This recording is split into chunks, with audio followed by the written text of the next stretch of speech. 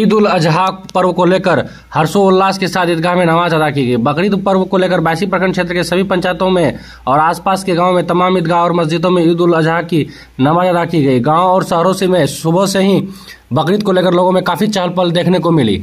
सभी ईदगाह और मस्जिद में सुबह से ही ईद पढ़ने के लिए लोगों में भीड़ जुटने लगी। लोगों ने बड़े हर्षोल्लास के साथ बकरीद की नमाज अदा की।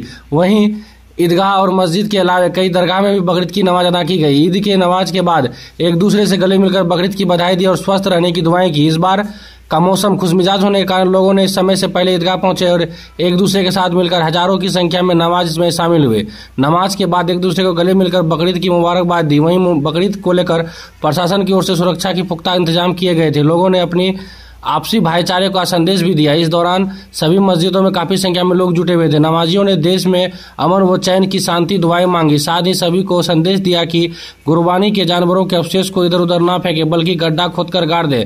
सभी लोग आपसी भाईचारे को बनाए रखें। वहीं मुस्लिम गुरु धर्मों ने कहा कि दूसरे धर्म के भावनाओं को ख्याल रखते हुए त्योहार को शांतिपूर्ण तरीके से मनाएं।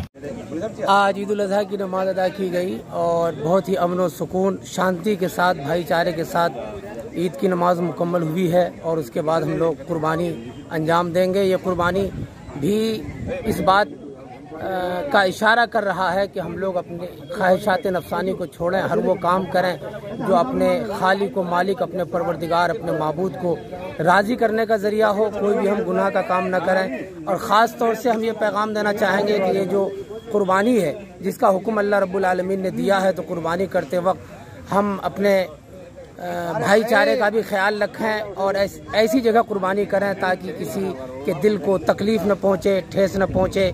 और ये जो कुर्बानी है, हुजूर सल्लल्लाहु ताला अलैहि वसल्लम से, हमारे पैगंबर से किसी सहाबी ने पूछा कि माँ हाज़िहिल अज़ाही, ये कुर्बानियाँ क्या हैं? तो हुजूर ने फरमाया कि हाज़िही सुन्नत अबीकुम इब्राहीम, ये तुम्हारे हज़रत इब्राहीम अलैहिस्सलाम की सुन्नत है। हज़रत इब्राहीम अलैहिस्सलाम से अल्लाह रब्बुल आलमीन ने फरमाया कि प्यारी चीज़ की कुर्बानी दो, तो अपने बेटे को ज़िबह करने के लिए तैयार हो गए। तो ये मौसम ये बता रहा है कि हमें हर वो काम करना चाहिए जिस काम से हमारा रब हमसे राज़ी हो जाए और हर उस काम को हमें छोड़ देना चाहिए जिस काम से हमारा परवरदिगार हमसे नाराज़ हो जाए। मैं पूरे देशवासियों को जनाब हमराज साहब के माध्यम से ये पैगाम देना चाहता हूँ कि पूरे देश में अमन व सुकून कायम रहे, भाईचारे का माहौल कायम रहे। अल्लाह रब्बुल आलमीन हमारे देश को और तरक्की करने की तौफीक अता फरमाए। इस बकरीद के मौके पर जो जानवर कुर्बानी दी जाती है, उसमें किसी प्रकार की जानवर का खास ये किया जाता है या फिर कोई भी जानवर मुकर्रर की जाती है? उसमें जानवर क्या, हुजूर ने इरशाद फरमाया जिस तरह से हज़रत इब्राहीम अलैहिस्सलाम से अल्लाह ने फरमाया कि अपनी प्यारी चीज़ को कुर्बान करो, तो जो जानवर जिसकी हम कुर्बानी करते हैं वो भी हमारे लिए प्यारा हो। ये हुजूर, ये तो मजहब इस्लाम है। हुजूर ने फरमाया कि तुम्हारे आंगन में अगर पेड़ भी है तो उसका हक बनता है उसको पानी दो। तुम्हारे यहाँ अगर कोई जानवर पलता है तो उसे चारा दो, उसे पानी दो, उसे धूप गर्मी ठंड से उसे बचाओ। तो अच्छी चीज़, जो प्यारी चीज़ हो, उस चीज़ को हम रब की बारगाह में कुर्बान करें।